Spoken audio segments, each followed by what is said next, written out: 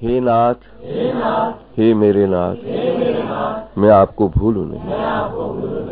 हे नाथ, हे मेरे नाथ, मैं आपको भूलूं नहीं। जब मैं कान में पड़ने वाली शंकराचार्य जी की ध्वनि सुनता हूं कि विश्वास के मंदिर पर तुम बैठे तो हो, लेकिन विमुख होके बैठे हो। पीठ तुमने दे रखी है, क्योंकि उसके मंदिर के बिना तो कोई रह नहीं पा रहा। विश्वास का मंदिर है परमात्मा, कौन है उसके बिना रह पा रहा। परमात्मा की शक्ति सत्ता न मिले तो आंख देखने का काम कहां करेगी, कान सुनने का काम कहां करेंगे। बैठे हम सब भगवान के आश्रित हैं, लेकिन भगवान से विमुख हैं, इतना ही अंतर है। पीठ दे रखे, इसलिए उपनिषदकार कह रहे हैं जुष्टम यदा पशत अन्नमीशमसे महिमानमिति बीतशो कहा। जब कभी जिसके विमुख होकर के बैठा है उसके सन्मुख होगा, फिर क्या होगा। बीतशो का सन्मुख होई जीव मोहि जबहि, ये सन्मुख और विमुख दो प्रसंग इसमें मिल रहे हमको। भौतिक जगत पर जो हमारा भ्रमण है ये भगवान से विमुखता का है।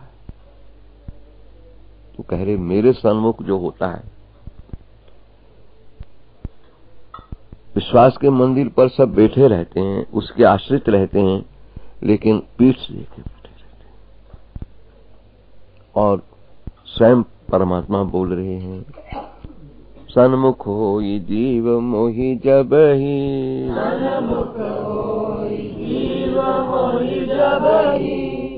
ये सारा दृश्य हमने सुदामा के चरित्र में पाया। सुदामा जब द्वारकाधीश, हमारे यहाँ द्वारकाधीश पधार गए, हमारे समस्त रिद्धि सिद्धियों के भंडार हैं ये। इनकी पुरानी कथाएं हमारे पास, पुरानी कथाएं हैं हमारे, ये पीछे से हैं। डेरा अजमेर खां के, डेरा गाजिया खां, बन्नू साइड के 100 वर्ष पुराना प्रसंग है। इनसे क्या क्या किसने नहीं पाया। हजारों उनके शिष्य बने रहे, बड़े बड़े शेषों का, सबके शरीर छूट छुटा गए, अभी सेवक बने हुए हैं उस परिवार के, उस गद्दी। लेकिन देखते ही देखते आखिर हमको ही उन्होंने चयन कर लिया होगा कि इस समय पुराने सब चले गए हैं। गोस्वामी परिवारों में भी महाराज नए नए ऐसे आ गए हैं, बूटट सूटट, नया जमाने वाले बूटट सूटट, संध्या में बूटट सूटट आ गए हैं। तो इनसे इनकी सेवा कैसे होगी, रक्षा कैसे। तो हमको ना जाने कैसा योग्य समझा गया, उसको प्रेरणा दे दी कि उनको दे के आओ मुझको। अब मैं प्रयास करूंगा पुष्टि मार्ग की सेवा इसकी। कुआं इन्होंने पहले ही लगवा दिया हमको, हमें नहीं पता था कि कुआं क्यों लगाया जा रहा, क्योंकि हम तो 50 साल हो गए कुएं का जल आता रहा, गंगा जल आता रहा। कितने दिन और रहना था कि हमको कुएं की जरूरत पड़ रही थी। छिपा हुआ रहस्य था कि इन्होंने पहले अपना काम सारा सेट कर रखा है। कुएं का इनका जल प्रयोग होता है, पुष्टि मार्ग की सेवा इनकी। कुएं के जल से ही भोजन बनता है। मूर्ति ये वृंदावन की है, 100 साल पुरानी। वहां उनकी सेवा वाला कुछ दिखाई नहीं, हमको अर्पण करके चले। कह रहे हैं बाबा इनको तो कुएं का पानी देना है, अब तक सब कुएं चला। हमने कहा पहले इन्होंने कुआं हमको बना के दे दिया, सारी व्यवस्था इन्होंने पहले करी। सच पूछो, कोई भी महत आत्माएं कहीं पर पहुंचती हैं, कोई सोचे कि मैं इनकी सेवा में लगूंगा, तुम क्या करोगे सेवा। उनका तो सारा जितना भी साज समाज अपने आप चलाया, पहले इनकी तैयारी होती है। जब चित्रकूट में हमने देखा तो वहां गुप्त गोदावरी के जब दर्शन किए, चित्रकूट बताया गया कि राम के यहाँ आने से पहले राम के बैठने के स्थानों की तैयारी हो गई थी, देवताओं ने कर रखी थी। कहाँ कहाँ बैठेंगे, कहाँ कहाँ रहेंगे।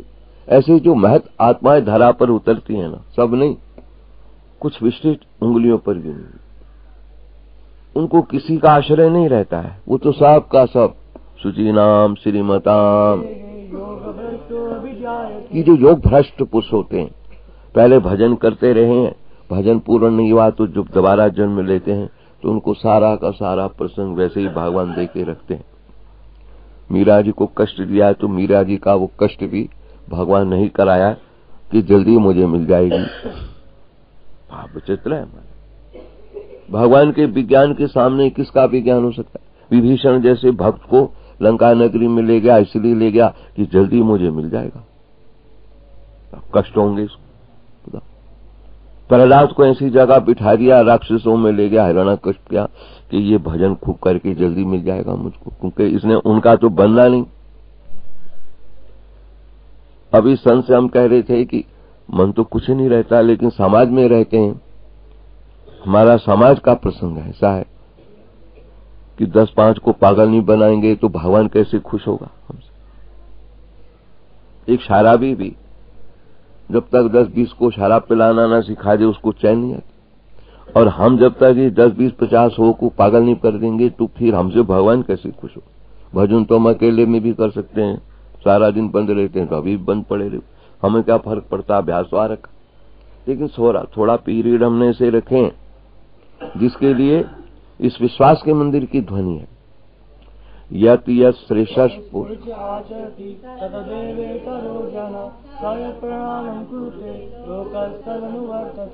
हे अर्जुन, जैसा जैसा श्रेष्ठ पुरुष आचरण करता है उसको देख के दूसरे भी चलते हैं।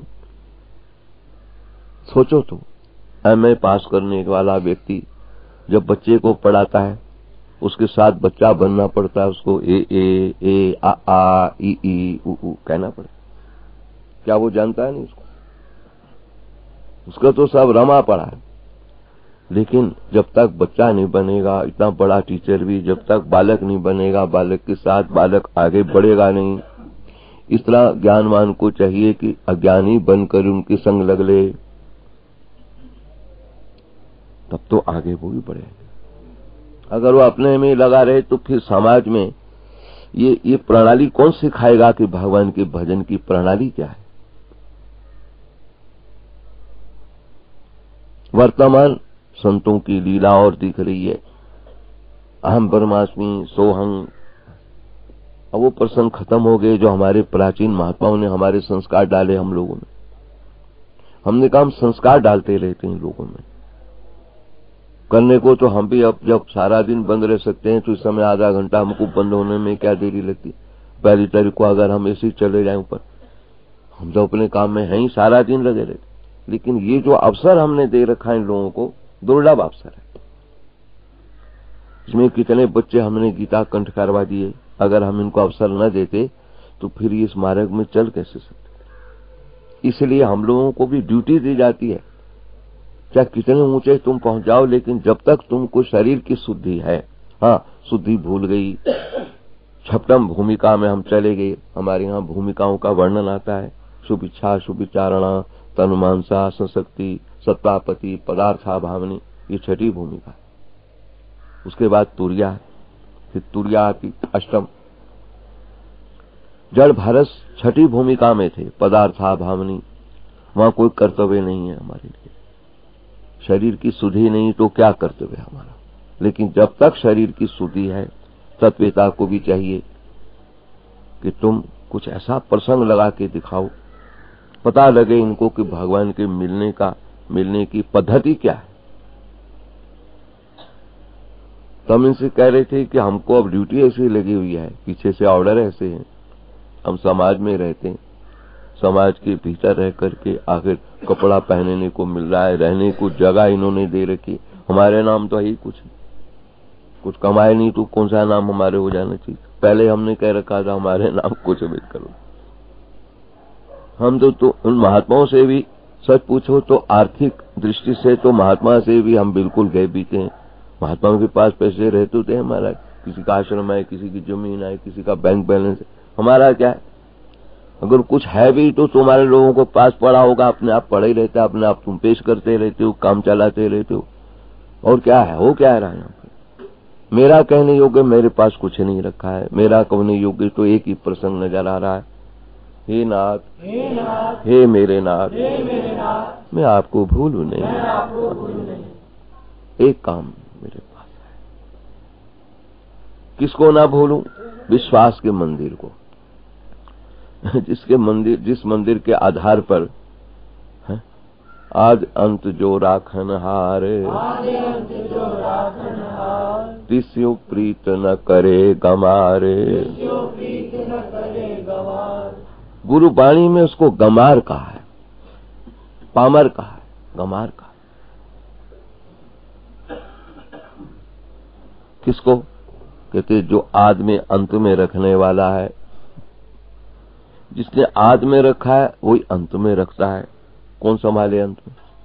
यदि भगवान ही काल के रूप में न आए तो बड़ी दुर्गति हो जाए इंसान की। अंत में जब प्राण न जाए घर वाले तंग हो जाते हैं। भगवान ही काल के रूप में चला आता है गले लगाने के लिए। क्यों? उसको कोई अपवित्रता पवित्रता का विषय नहीं है, क्योंकि उसको सारे अच्छे लगते हैं। भगवान को सारे अच्छे लगते हैं। लंगड़ा हो, लूला हो, कैसा भी हो, अंत में पहले वही संभालता है। क्यों? गर्भाग्नि में वही जाकर के सारी सेटिंग करता है, नाक बनाता है, कान बनाता है। उसको कोई छुआछूत का प्रश्न नहीं। अंत में भी फिर वही काम आता है सबके। केवल बीच में एक माया, जिसको माया कह के पुकारा है। काम किसी ने आना नहीं होता, मानते सबको रहते हैं हम। अंत में भी वही काम आता है सबको। काल के रूप में मृत्यु यदि नहीं आती है, मृत्यु नहीं आए अंत में, भगवान ही ना आए मानो। भगवान ही काल है, काल ही भगवान है। अगर वो ना आए मानो कौन संभाले इसको? घर वाले इतने तंग होते हैं महाराज, कई कीड़े पड़े देखे हमने। घर वाले कहते हैं महाराज संभालो इसको। जिसने आत्म में संभाला है उसी के लिए पुकारा जा रहा है, भगवान इसको संभालो। बस तो जब है आदमी भी जिसने रखा, अंत में भी उसी ने लेना है, तो बीच में इन लोगों का आश्रय लेकर के इसी का नाम हमारे यहाँ भ्रांति है। मृग तृष्णा सो जग रचनाये, हृदय ले वो विचार, कौ नानक भज राम नाम नित, जही ते होत उधार। इसलिए जिसने आद में रखा अंत में करना है काम सारा, बीच में भी कर वो ही रहा होता है। मानते कुछ कुछ और है। ये जो हमारा मानना है ना, यही हमको परेशान कर रहा है। अपने में मान लेते हम सेठ हैं, ये हमको परेशान कर रहा है। अपने में मान लेते हम गरीब हैं, वो हमको परेशान कर रहा है। कौन गरीब है, कौन सेठ है? गरीब भी कौन हो सकता होगा? हमारा शरीर के प्रारब्ध भोगने में गरीब नहीं है, प्रारब्ध भोगा जा रहा है, छोड़ो बस। क्या गरीबी है? पोस्टिंग है, गरीबी भी पोस्टिंग है। पोस्टिंग है गरीब। फिर ट्रांसफर हो गया, धनी जब ट्रांसफर हो जाता है गरीब बनता है। बाबू तो वही है, दूसरा तो नहीं। जो देहरादून में ऑफिस में वर्क कर रहा है, उसको उत्तरकाशी भेज दिया तो बाबू में तो फर्क नहीं पड़ा, बाबू तो वही। ऐसे धनी से उसको पोस्टिंग गरीबी की दे दी गई तो बाबू तो वही है। इसको इस श्लोक कह रहा है, अंतवन इमे देहा।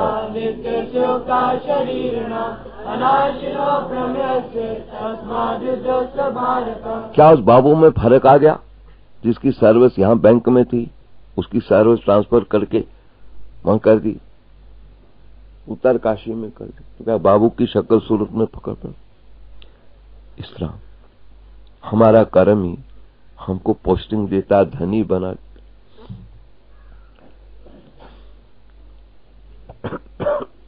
इन ठंड के दिनों में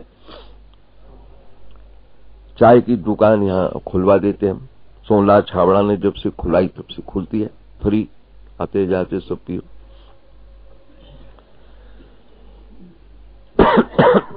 उधर देखा एक दुकानदार इसी आशा पे चाय की दुकान खोलता है कि सवेरे सवेरे ग्राहक आएंगे। अब जब बाबा ने फ्री खोल दिया तो वो बेचारे हाथ पे हाथ धर के बैठे। उनको देखा, दोनों बहुएं हैं हमारी घर की, उनको देखा बेचारी, आज से हमने ऑर्डर कर दिया, सब चाय वहीं पियो, पेमेंट हम करेंगे, चाय पियो जाए। वहां अपनी दुकान बंद कर दी। ये दुकान तो सारा दिन चलनी है हमारी, काहे को सवेरे सवेरे एक तरफ से शुभ करो, दूसरी तरफ से अशुभ मथे लगे। वो मन में कहे बाबा ने तो फ्री खोल दी, हमारी रोटी छीन ली बाबा ने, ऐसा भी हम क्यों करेंगे। अब आज वहां चाय पी बच्चों ने, महात्माओं ने, तो उनका 40 चाय पी लिया, पेमेंट करके चले आए। थोड़ा 20-30 रुपए मिल गए होंगे उन बच्चों, क्या है, यहाँ क्या फर्क पड़, अंदर भी तो खर्चा होना ही होना है। जहां सुबह से लेकर इतना दान पुण्य चलता रहता है, वहां ये भी जहां अशुभ लग रहा था कि चलो दुकान खोलो फ्री चाय पिलाओ, वहां एक अशुभ लगा, भाई ये भी ठीक नहीं हो रहा है। कभी कभी शुभ में भी अशुभ दर्शन करो तो मिलता है, और कहीं अशुभ में भी शुभ का दर्शन देखा हमारा। एक शराबी में भी बड़ा विचित्र देख रहा हूं, गुलशन नाम है हमारा, बड़ा विचित्र। 2 बजे से झाड़ू सारी देता है, बाबा आने वाले हैं, बाबा आने वाले हैं, सारी सड़क साफ करके रखता हमारा। ऐसा धुन सवार हो रखी है, दुकान खुली रहती है, चाय की दुकान है। हम कहते हैं बेचता, कहता अपने आप लोग बना के पी जाते हैं, पैसे भी लग जाते हैं, मेरा कोई प्रयोजन नहीं दुकान से। और पागल से कल कह रहा, वो जो पाल है ना हमारा, पागल सा हो रखा है, घूमता रहता, उसको कहता है तू काहे को सवेरे सवेरे 10 रुपये मांग रहा है, मेरी दुकान संभाल, 1500 रुपया महीना दूंगा तुमको, ये मेरा काम है, मैं तो दुकान पे बैठता नहीं। अब ये पागल को पागल राहत दे रहा है। सुना था आपने, कल थे आप लोग, 1500 रुपये महीना मैं बाबा के सामने वादा करता हूं तुमको दूंगा, तू मेरी दुकान संभाल। मैं तो वहां बैठता नहीं, भगवान संभालता है, तू संभाल। पागल को भी हमारे समीक्षता में, एक पागल को भी ऐसी राहत देने में लग रखा है, पागल दे रहा है राहत उसको। ये मां जगदम्बा का कैसी महिमा है महाराज। इसलिए रोगान शेषान अपहंसि तुष्टा रुष्टा सकलान अभीष्टम तामाश्रितानां न विपन्नरणं तामाश्रिताया। मां जगदम्बा इस पर तुम कृपा कर दो। रोगान आशेषान अपहंसि तुष्टा, तुम्हारे तुष्ट होने पर सारे रोग खत्म हो जाते हैं, कष्ट खत्म। तामाश्रिता नाम न विपन्ना, तुम्हारे आश्रित जनों को विपत्ति नहीं आ सकती। इतना ही नहीं, तुम्हारे आश्रित जन कईयों को आश्रय देने वाले बन जाते हैं। बताओ, मैंने वो दृश्य देखा कि जिसके द्वारे पर झाड़ू देने वाला एक पागल भी, वो पागल को आश्रय दे रहा, मेरी दुकान तू संभाले, 1500 रुपया रोज मैं तुमको दूंगा, हर महीने दूंगा, तू बाबा से 10 रुपये काहे को मांग रहा है। बताओ, ये मां जगदम्बा की कैसी कृपा, उसको पता है इनकम होती है, मैं दूंगा, चाहे तो 50 रुपये रोज मेरे से ले, बाबा से 10 रुपये मत मांगा कर। ये उसको डांट रहा है। उस शराबी पागल में भी ऐसा गुण का दर्शन हो रहा है हमारा। इसलिए कभी देखना चाहो तो अशुभ में भी शुभ दिखने लगता है, और शुभ में भी शुभ दिखने लगता है। मुझे अपना शुभ दिखा कि चलो फ्री चाय पिला रहे हैं, लेकिन उसमें भी दिखा एक अशुभ भी हो रहा है। आशा लगाकर बैठे दुकान सवेरे 5 बजे से खोल लेते, उनके मन में रहेगा बाबा ने हमारी रोटी खत्म कर दी, चाय पिला रहे। ऐसे आजकल सेठ साहूकार महाराज गरीबों को कहीं बसने नहीं दे रहे। एक रोने आया, महाराज 2 लाख रुपए में मेरा मकान तय हुआ, एक सेठ ने 10 लाख में खरीद लिया, उसमें जो कब्जे वजे में कहता मैं निकाल दूंगा, कर दूंगा, 10 लाख 25 लाख की वो जायदाद है। बताओ, मैं पुराना 50 साल से 2 लाख में तय हो गया मेरा, मैंने कब्जे वालों को थोड़ा थोड़ा दे के काम चलाऊंगा, सेठ ऊपर दाव खेल गया। जैसे आजकल इस युग में महाराज जितने बड़े बड़े लोग हैं नंबर 2 के, वो गरीबों को कहीं रहने का स्थान नहीं देने पा रहे। सारी महंगाई यही बढ़ाते चले जा रहे हैं महाराज, वो ले नहीं पा रहे, गरीब बेचारे परेशान हो रहे। समाज का इतना बड़ा ऐसा ढांचा खराब हो गया है महाराज, पूछो नहीं। मैंने देखा एक तरफ से तो शुभ दिख रहा है कि सारे फ्री चाय पीएंगे, कल से शुरू करी थी, उनको देखा बेचारे से 10-5 ग्राहक उनको लगते, वो भी नहीं लग रहे। जब फ्री मिल रही तो काहे को पैसे देंगे। हमने कहा जितनी देर हम घूमेंगे, हमारा घूमना, मन में सोचा हमारा घूमना उनको हानि हो तो फिर घूमना भी मेरा। जितनी देर हम घूमेंगे इतनी देर चाहे जो होगी तू फ्री चला, महात्माओं संतों को बच्चों को पिला, जो होगा देखा जाएगा महाराज। इसलिए मैंने देखा ही मेरी खोज है, कहीं कहीं शुभ में भी अशुभ दिखने लगता हो रहा है। अब उसको कौन समीक्षण करेगा, उसकी विश्लेषण कौन करेगा। होई विवेक मोह भ्रम भागा, होई विवेक मोह भ्रम भागा, तब रघुनाथ चरण अनुरागा, तब रघुनाथ चरण अनुरागा। जब विवेक होता है, सत्य क्या असत्य क्या, इसका नाम विवेक है। इसको विवेकवती मति, सत असत का जो विश्लेषण करती रहती है जो बुद्धि, उसका नाम विवेक। वहां फिर क्या होता है, तब रघुनाथ चरण अनुराग, तब भगवान का दर्शन होता है। पहला प्रसंग दिया सत्संग, बिनु सत्संग विवेक न होई, बिनु सत्संग विवेक न होई, राम कृपा बिनु सुलभ न सोई, राम कृपा बिनु सुलभ न सोई। बिना विवेक के, बिना सत्संग के विवेक किसी को नहीं मिला। सत्संग में आने वालों के स्वभाव में है, और जो सत्संग का आश्रय नहीं लेते उनके स्वभाव में दिन रात का फर्क मिलेगा।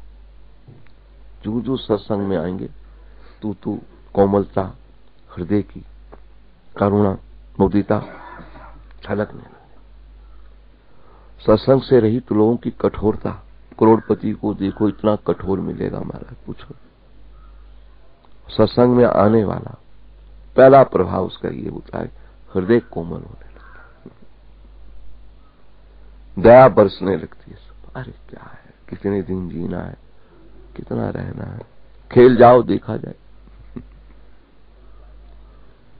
सत्संग का अर्थ ही यही है, भगवान के अभिमुख होना। अब तक हमारी विमुखता रही तो कठोरता बनी रही, और जहां भगवान का अभिमुख हो गए तो कोमलता आ गई। समदर्शी इच्छा कछु नाही, समदर्शी इच्छा कछु नाही, हर्ष शोक भय नहीं मन माही, हर्ष शोक भय नहीं मन माही, अस सज्जन मम उर बस कैसे, अस सज्जन मम उर बस कैसे, लोभी हृदय बसई धन जैसे, लोभी हृदय बसई धन जैसे। भगवान राम बोल रहे हैं, ऐसा जब कोई मिल जाता है ना मुझको, समदर्शी इच्छा कुछ नहीं, जिसके आंखों में भगवान का दर्शन होने लगता है, मानो समदर्शन आ गया उसके पास। दर्शन और वर्तन में बड़ा अंतर है। भगवान ने व्यवहार में तो हमको कहा है, व्यवहार अपनी जगह ठीक रखो। अभी बात हो रही थी हमारी प्रधान, आप लोग बिल्कुल ठीक चल रहे हो, तुम लोग कंडीशन में रहते हो, कंसेशन हमारे पास पड़ी रहती है। ठीक भी है तुम्हारा कंडीशन में चलना, सरकार बनी है तो किस लिए बनी है, कानून तोड़ दे कैसे, और हमारे पास दया पड़ी रहती है। तुम्हारे पास कानून है, हमारे पास दया, तुम्हारे पास न्याय है और हमारे पास दया है, इतना ही तो अंतर है। तुम न्याय में ठीक ही हो, क्यों? अगर न्यायाधीश न्याय ठीक नहीं देगा तो उसकी सर्वस खतरे में, प्रधानमंत्री की सर्वस खतरे में हो जाती है मात्र, यदि न्यायपूर्वक काम न चलाए तो प्रश्न उठते हैं उनके ऊपर। और हमारे पास न्याय तो है ही, लेकिन न्याय के साथ दया भी चलती रहती है। एक बार एक महात्मा प्रवचन कर रहे थे कि भगवान न्यायाधीश भी हैं और दयालु भी। एक खड़ा हो गया, बिल्कुल झूठ बोल रहे आप, मैं भगवान को न्यायाधीश तो मान सकता हूं लेकिन दयालु नहीं मान सकता, बिल्कुल झूठ बोल रहे आप। महात्मा ने कहा तुमको क्या हो गया? कहता 4 दिन से रोटी नहीं मिली।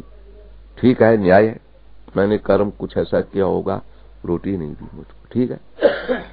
भगवान ने न्याय तो ठीक किया मेरे साथ, दया क्या करी कि इतना भी दिल में नहीं आया कि कुछ तो खिला दूं इसको। दया क्या आ गई भगवान के पास? मैं भगवान को न्यायाधीश मानता हूं लेकिन दयालु कभी नहीं मानूंगा। रोने लग गया वो। महात्मा ने कहा इधर आ, हल्ला मत कर, न्याय को तो मान रहा, दया नहीं मान रहा, दया मैं मनवाऊंगा तुमसे। ये कम बात है कि हम जैसे महात्मा तुमको मिल गए, भगवान की दया नहीं। हमारे मिलने पर क्या हुआ पता है?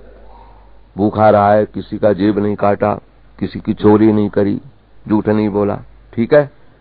रोने लगा, हाँ बाबा ये तो दया है। ठीक, भगवान न्याय तो मान रहा है, दया नहीं मानता है कि हम मिल गए तुमको। हमारे मिलने से तुम्हारे भीतर ये विकार नहीं आया कि हम चोरी कर लें, रोटी खा लें, जेब काट लें, किसी का रोटी खा लें, शराब पी लें कहीं जाकर। शराब पीने निकलो तो जो शराब पीने वाले बड़े बड़े सेठ होते हैं ठेकों पर, जिनके पास पैसे नहीं होते उनको पिलाई देते, चले जाओ वहां खड़े हो जाओ, सेठ जी थोड़ा हमको पिला दो, और पिला देते हैं। तुम इधर उधर नहीं हुए, हमारे पास कथा ही सुनते रहे, 4 दिन से आ रहे हो, तो क्या तुम दया नहीं मानते हो कि भगवान की कथा तुम्हारे कानों में पड़ी? बिना भगवान की दया के उसकी कथा कैसे मिल जाएगी तुमको? अब हम सब पे, तुम लोगों पे दया भगवान की है कि भगवान की कथा सुनने को मिल रही, और हम पर दया हो गई कि हम भगवान के गुण गाने में लग रहे हैं। दोनों पे दया बरस रही है भगवान। न्याय पे तो जिसका न्याय है, किसको किस परिवार में जन्म दे दिया, किसको किस परिवार में दे दिया, किसको किस मोहल्ले बाजार में भेज दिया, किसको किस कामकाज में लगा दिया, ये तो न्याय की भूमि है। लेकिन ये एक दया है भगवान की, इस न्याय पर भगवान की कथा हमको मिल रही है। हम वैसे नहीं हैं जैसे आम हैं, बैलेंस हमारा बना रहे, कम बात। इसलिए भगवान न्यायाधीश भी हैं और दयालु भी हैं। यहां पर कोई नहीं मिलता है। प्रधान जी कहने लगे हमको न्याय के अनुसार चलना पड़ेगा। नहीं हो तो बहुत, तुम तो बिल्कुल ठीक हो, लेकिन हमको दोनों काम करने पड़ते हैं, करें क्या? न्याय के पक्ष को मानते हैं, कह देते हो तुमने ठीक तो किया नहीं, लेकिन फिर मत करना, दया लगा देते। और तुम लोग कहते हो गेट आउट, ये तुमने अपराध किया, गेट आउट, तुम्हारा न्याय ठीक है। जो हमारे पास बिगड़ा था हम कहते चलो 1 महीना और देखते हैं, तुमको ठीक रहेगा तो फिर माफ करा देंगे, जा जा। अब प्रधान जी पूछते हैं तुझको किसने रख दिया? दयालु ने रख दिया, और किसने रख दिया? तुम्हारा न्याय तो ठीक है। अब तुम्हारा तो ठीक है, तुमने उनको तनख्वाह 1000 देनी है, इससे ऊपर दोगे तो पीछे से कानून है, 1000 रुपया तनख्वाह उसकी, उसमें लिखा जाता है, हस्ताक्षर होते हैं। लेकिन हमारे पास अब एक कर्मचारी हमारा ऐसा है, उसकी साली का विवाह था, हम तो अपनी बात कर जाते, 5000 उसने नीचे से उधार मांगा, दे दिया उन्होंने। तुम्हारा काटेंगे पैसा, अच्छा काटो, 1000 रुपया महीना कटेगा। अब तनख्वाह उसकी 1200-1500 होगी, तनख्वाह 1000 रुपये कटेगी। वो आया हमारे पास, हमने कहा देखो भैया काम तो तेराम करते हैं, लेकिन वहां बताना नहीं प्रधानमंत्री को। हमारे पास 10 अंश का आ गया, 10,000 उस समय। मैंने कहा पता है इसके लिए आया हो कि तू ब्याज पहले 5000 तू ही उठा ले जा। उसने भी जुक्ति लड़ाई, 2000 वहां दे दिया और कह दिया 500 रुपये महीना मेरा काट लेना 6 महीने। जुक्ति लड़ाई वहां, पूरा 5 जमा कराऊंगा तो उसको शक पड़ जाएगा, जरूर बाबा ने दिया होगा उसको। दयालु बैठा पर तो इनका न्याय तो बिल्कुल ठीक है। मैं और चीज देखता रहता हूं, ये और चीज देखते रहते हैं। संसार के प्राणियों की दृष्टि अलग है, मेरी दृष्टि का कोण अलग है। मैं अपनी आदत से मजबूर हूं। भगवान कह रहे हैं मैं अपने स्वभाव से मजबूर हूं। तुम लोग अपने स्वभाव से मजबूर हो, तुम पाप करते रहते हो। मेरा स्वभाव है तुमको क्षमा कर दूं जब रो पीटो तो। अगर मैं अपने तुम्हारी तरह मैं भी बन जाऊं तो मुझे भगवान कौन कहेगा फिर? तुम्हारा अपना काम ठीक है, पाप करते जाओ करते जाओ, और मेरा काम है अपना। तुम जब रो जाओ, हल्ला मचाओ, मेरे पास गिड़गिड़ाने लगो, हम कहे यार छोड़ो, जा माफ। अगर मैं भी तुम्हारा तरह कठोर रह जाऊं नहीं, तो फिर मेरे द्वारे पर कौन आएगा? यदि दया की न होती आदत तुम्हारी तो सुनी ही रहती अदालत तुम्हारी। यदि दया की न होती सुनी ही रहती अदालत। ये जो भीड़ देखते हो ना मंदिर में, गुरुद्वारों में, महात्माओं के पास, ठाकुरों के पास, ये इसीलिए दया मांग रहे हैं। इनको पता है यहीं ऐसा है मामला, न्याय के साथ दया बरसेगी, वहां तो न्याय ही चलेगा। सिर्फ हमारे ऑफिस में तो न्याय ही चलेगा, बस हमारे पास दया भी रखी है। क्यों? हमारे भगवान दयालु हैं, हम पर इतनी दया कर रखी है कि वो संभलने में नहीं आती तो हम बांटने में लगे हैं। तुम लोगों के पास प्रेम उतना ही है, मोह का प्रेम है, बस बच्चे से प्यार कर लोगे, मोह के कारण प्यार करोगे, काम आएगा। लेकिन हमको जिसका प्यार मिला हुआ इतना है कि संभलने में नहीं आता, हम कुत्ते बिल्ली तक को प्यार कर सकते हैं। उसमें क्या, चूहे को उठा के गले में लगा सकते। तुम लोगों के पास उतना सीमित है, हमारे पास असीमित है, अथाह सागर की तरह। समझता नहीं तो मैं उस तरीके से उसको छालने में लगता हूं। एक संत, एक भगवंत मिलेगा जिसके पास न्याय दया दोनों होगी, और संत यदि मिलेगा तो उसके पास न्याय का कोई प्रसंग नहीं है, दया बरसती रहती है। इसीलिए मोरे मन मोह अस विश्वासा,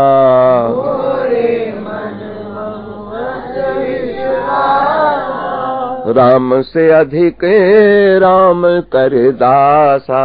राम से अधिक राम कर दासा। राम ने तो दास को बहुत ऊंचा रखा।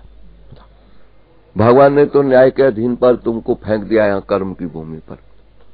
और यदि संतों के पास पहुंच जाओ, कहते ये मेरा काम नहीं, मैंने तो गुण स्वभाव से तुमको दे दी जौनी। संत चाहे तो तुम्हारे पर दया करके तुम्हारा स्वभाव भी बदल दे। हमने कितनों का स्वभाव बदल दिया हमारा। भगवान नहीं स्वभाव बदल सकता किसी। भगवान ने कहा मेरा काम ये नहीं है, मेरा विभाग तो एक है, जो तुमने कर्म किया है उसके अनुकूल काल कर्म स्वभाव गुण घेरा, ये कर देगा भगवान। लेकिन संत के पास पहुंच जाओ, उसके पास स्वभाव बदलने की प्रक्रिया है। रत्नाकर डाकू को वाल्मीकि बना देगा, आजामिल जैसे को, दुष्ट को परम भक्त बनाकर भगवान के द्वार पे पहुंचा देगा। गणकार जैसे को संत पहुंचा देगा वहां भगवान के पास। क्या पूछते हो महाराज? न्याय और दया में बड़ा डिफरेंस है। भगवान न्यायाधीश भी है, दयालु भी है, इसी बात में। इन कहीं कहीं न्याय उनका ऐसा मिला महाराज, मानव को भेज दिया जाओ कर्म के आधार, कह दिया फिर वो दया भगवान वो कर संत दया करेंगे तो तुमको कुछ और कर देंगे। इसलिए संतों के पास भेज रहा है। प्रथम भक्ति संतन कर संगा,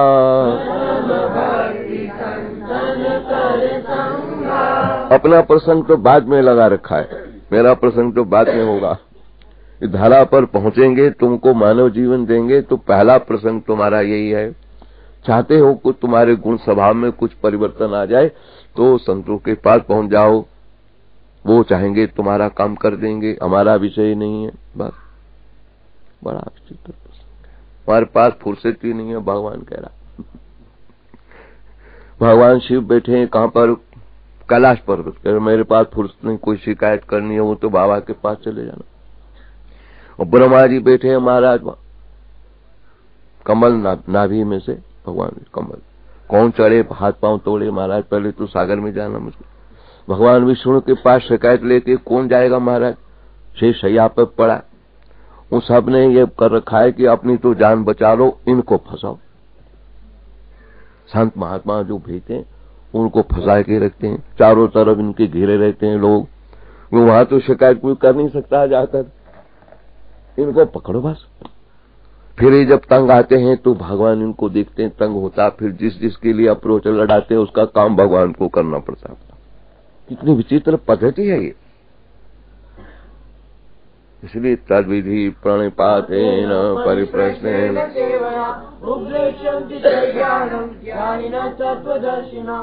ओम गीता शास्त्रविदं पुण्यं या पठेत् परसा।